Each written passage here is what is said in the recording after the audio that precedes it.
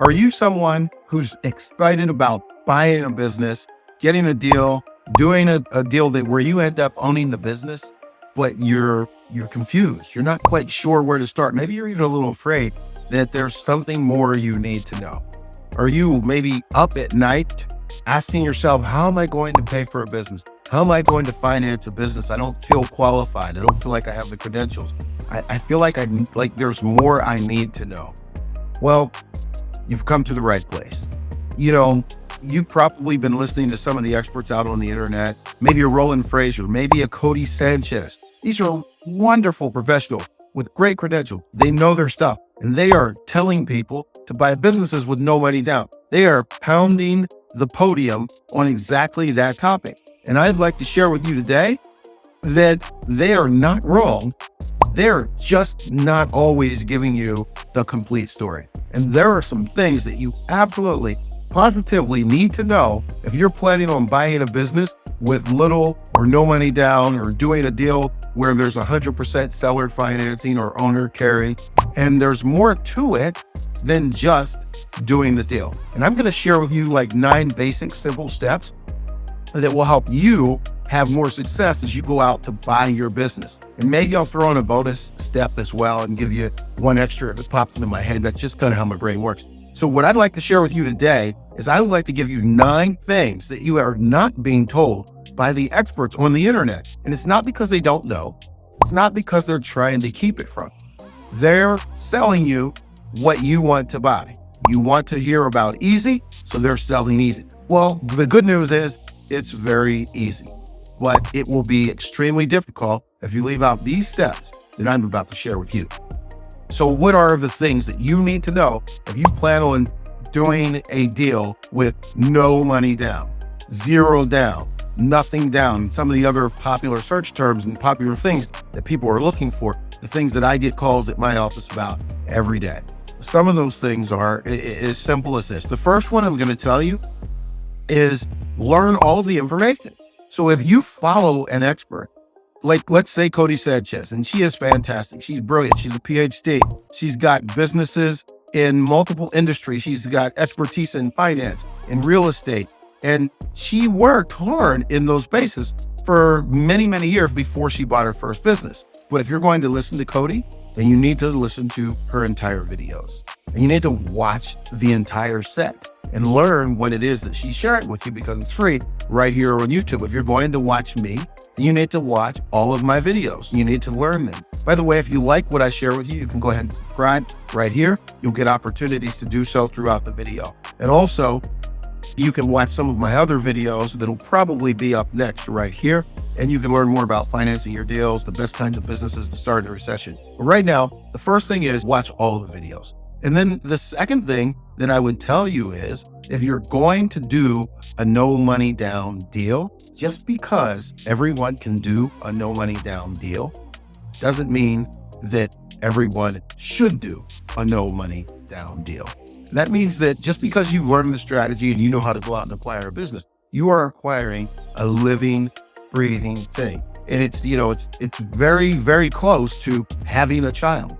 And so you're not just going to go out and say, I don't think I'm going to go get a child. Well, you probably will think longer and harder about that. How am I going to raise them? What are the values that I'm going to instill in them?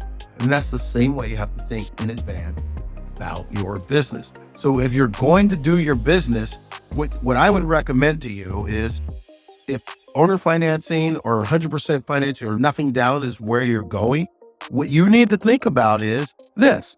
If you're going to be undercapitalized after you close on your business or after you purchased it, then maybe you should consider weighing it against starting your own business instead of buying one. You might be asking, well, why would I start a business instead of buying one? The business that I buy is going to come with customers. It's going to come with marketing in place. It's going to have possibly a team in place, going to have inventory already, and maybe a list. All those things are true. But it's also going to come with a regular set of recurring and returning bills and obligations that the business has. And if you're undercapitalized after the start, it's only going to make things harder for you. Like that person that buys a beautiful brand new house, and then they get there and they realize, oh my goodness, I don't have enough money for curtains. I don't even have enough money for a shower curtain. And so all of a sudden they're stuck and they just have to rough it for quite a while. Well, the problem with roughing it in your brand new business is you need to be in a position to scale up your sales effort, scale up your marketing effort, and grow that thing right out of the gate so you can begin paying it back and, of course, paying yourself. So when I talk to you about buying a business, it requires more. And this is the fourth thing. It requires more than just stating, hey, look, I want to buy a business with no money down. Anybody can say that. I'll go even one further. Any child can say that. Anyone without good sense can say that. Anybody can actually even do it. But here's what you want to do. You want to do more than just say it. You want to understand the funding needs of the business after you own it. So if you buy a business and it's underfunded, you might want to say to yourself, okay, this business is underfunded. How am I going to pay for some things once I'm in there? Here are some things you need to study up on. Maybe factoring, maybe inventory financing, maybe letters of credit, maybe lines of credit, maybe purchase order financing. And then, of course, just bootstrapping it. How am I going to drastically increase sales right out of the gate so that I can have more money coming in when I start the business? And this is the kind of thing that's going to be of the utmost importance to you, because that's where your success is going to come from. What did I do after I bought the business? One of the things that I'm going to tell you is that you need, and this is the fifth thing, think of your capital needs, but think of them beyond just the purchase. Beyond, hey, Mr. Lender, could I borrow money? Hello, Mr. or Mrs. Seller, would you own or finance? Those are all important things. That's what gets you in the door. But the thing that's going to make your business successful is thinking about your capital needs beyond the purchase. And here's what's available to you when you do that. There are all kinds of people that will be ringing your phone from the day that you start, offering you money. And you have to get really good, if you're going to borrow more money, at shopping for affordable money. Because there are a lot of businesses out there that are basically legalized loan sharks that are ready to pounce on your business and lend you money. You need to make sure that you are wise and discriminating about that. And then look at things like credit unions, credit cards, family, friends, investors, and people that might be interested in going along on the journey for you. Now, the sixth thing that I would tell you to do is make sure that everything that you put in your offer to these sellers or to your lenders or both, make sure that everything that you ask for is attached with your because statements.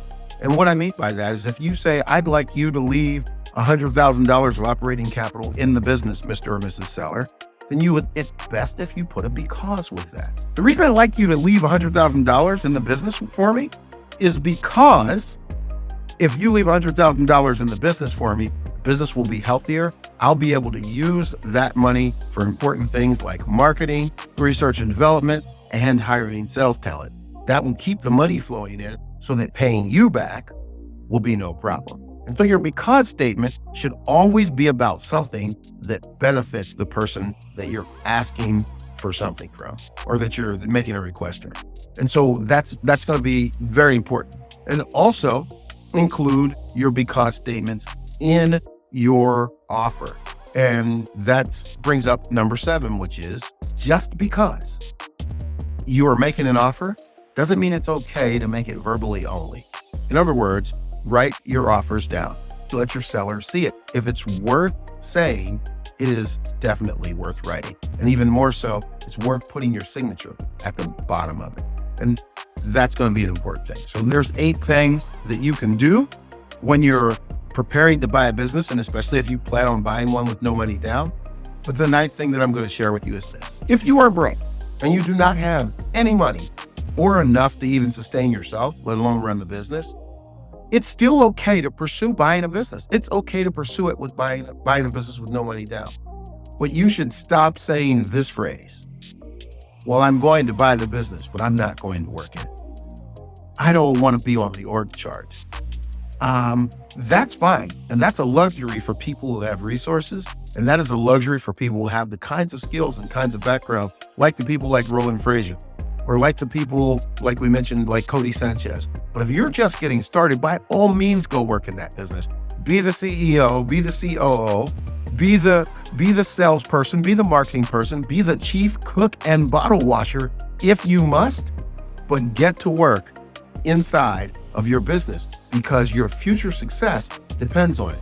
Thanks for watching. If you do like the information, leave us a comment, subscribe, hit that subscribe button, hit that like button, and then follow one of these videos right here. My name is Marc Golden. This is Business is Booming, and I will see you soon at the closing table.